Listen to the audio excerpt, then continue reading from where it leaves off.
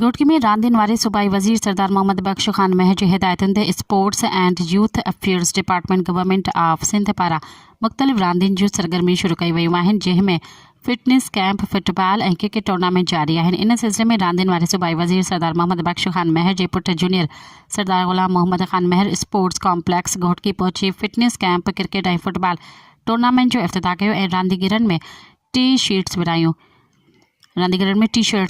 इन मौक़े ते deputy director sports सख डिवीज़न मीर मोहम्मद कलुड़ो, परवेज़ अहमद चाचड़, सईद अहमद बिरोही, अरशद मोहम्मद शेख, अब्दुल मालिक बिरोही, मकसूद अहमद, सीनियर साफ़ी ज़फ़र अहमद सिद्दीकी, मुज़फ़र अहमद सिद्दीकी ऐं ॿिया पिणु मौजूदु हुआ।